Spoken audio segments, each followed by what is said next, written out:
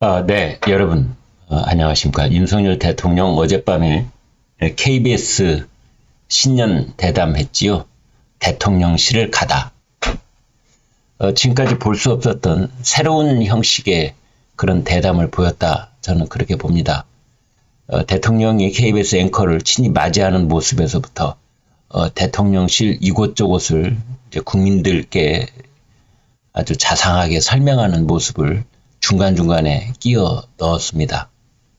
그리고 이제 인간적인 모습을 참 많이 보이는 대목도 있었고, 따뜻한 대통령, 어린이들을 생각한 대통령, 과학과 문화로 미래를 생각한 대통령으로 남고 싶다. 뭐 이런 대목도 있는가 하면, 명품백 논란과 관련해서 아내하고 부부싸움 전혀 없었다. 뭐 이런 얘기도 하고, 그래서 90분에서 100분 사이에 펼쳐진 그 인터뷰 대담이라고 할 수 있는데, 지루하지 않도록 중간중간 편집을 한 그런 KBS 솜씨도 저는 평가해 줄 만하다 이렇게 봅니다.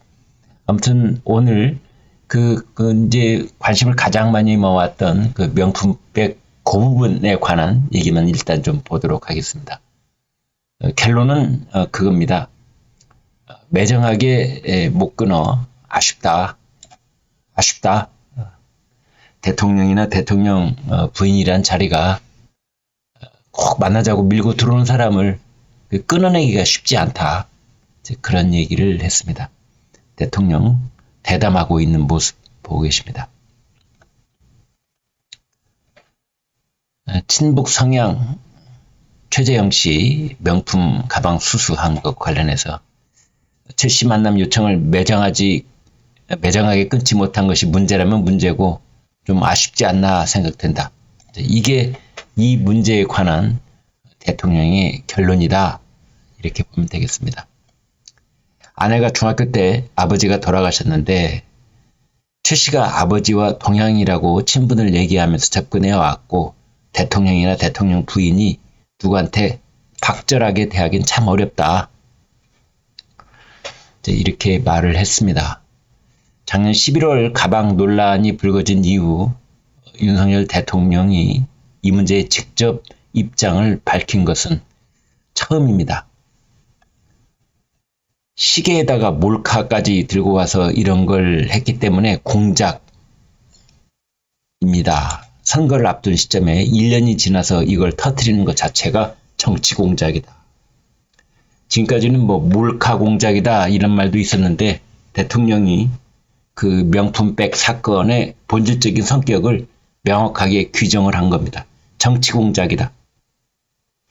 그러니까 이 최재형 목사가 시계에 장착된 그 몰래 카메라를 차고 들어와서 영상을 찍은 다음에 그걸 뭐 그 이튿날 이걸 터뜨렸다면 그냥 몰카 공작 이렇게 부르겠는데 그걸 계속 묵혀두었다가 1년이 넘게 묵혀두었다가 이제 선거를 코앞에 두고 터뜨렸다는 것은 그것은 명명백백하게 선거에 영향을 미치기 위한 그런 공작이기 때문에 정치 공작이다 라고 하는 것이지요. 정치 공작. 그러면서 이제 아쉬운 부분을 얘기를 했는데요. 아내가 저한테 미리 이런 상황을 얘기했더라면 저라면 좀 단호하게 대했을 것인다. 아내 입장에선 여러 상황 때문에 물리치기 어렵지 않았나 생각된다. 이렇게 이야기를 했습니다. 미리 얘기했더라면 이제 그런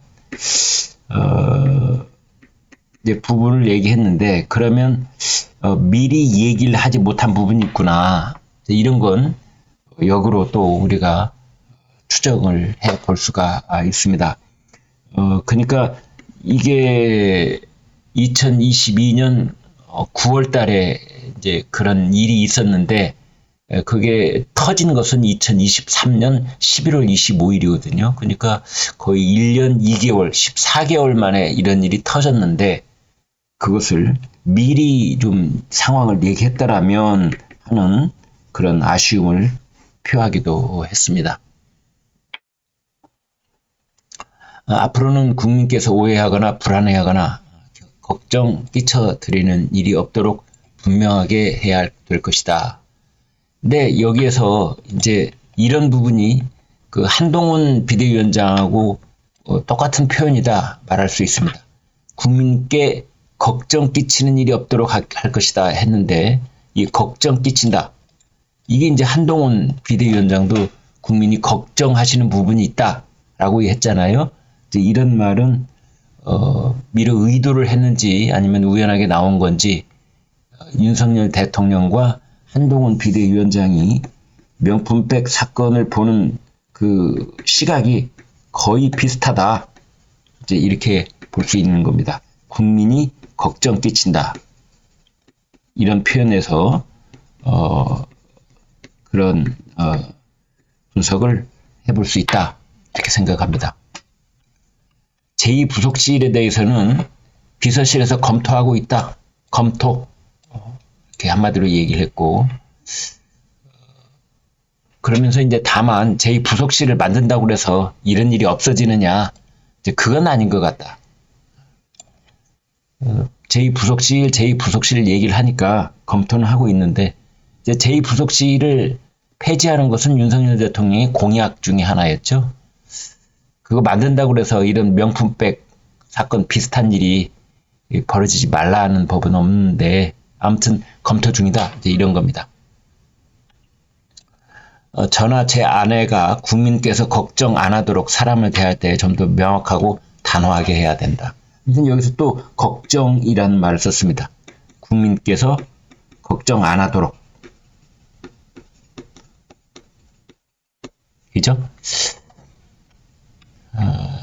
윤 대통령은 김 여사가 최 씨 접근을 거절하지 못한 것에 대해 유감을 표명했지만 가방 수수의 적절성, 가방 처리, 방침 등에서는 언급하지 않았다. 이제 이런 분석도 있습니다.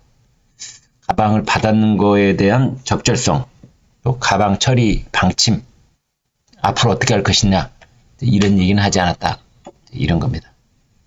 국민의힘 윤희석 선임 대변인, 각종 현안에 대한 대통령으로서의 견해, 입장, 고충 등을 가감없이 전달함으로써 국민이 정부의 국정 전반을 잘 이해하는 계기가 됐다. 이렇게 평가했고요. 더불어민주당 권칠승 수석 대변인, 대통령의 사과가 없었다. 뻔뻔한 태도가 암담하다. 이런 말 했습니다. 이 대담 중에 이제 앵커가 그런 질문을 했습니다. 혹시 부부싸움 안 했느냐? 그러니까 윤석열 대통령 부부싸움 전혀 없었다. 이제 이런 얘기를 했는데요. 그런 얘기를 하는 이유가 있습니다.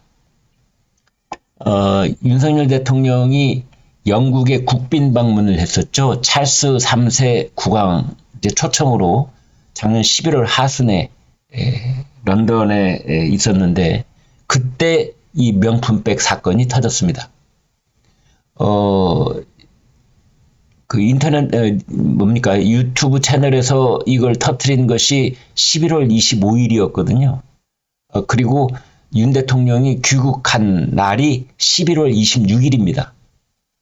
그래서 그 비행기 안에서 윤석열 대통령과 김건희 여사가 밖에 소리가 들릴 정도로 크게 싸웠다. 뭐 이런 소문이 있었는데 이제 아마 그것 때문인 것 같습니다. 윤석열 대통령 부부싸움 전혀 없었다. 이렇게 이야기를 했습니다. 네, 오늘 여기까지 살펴봤습니다. 여러분 고맙습니다.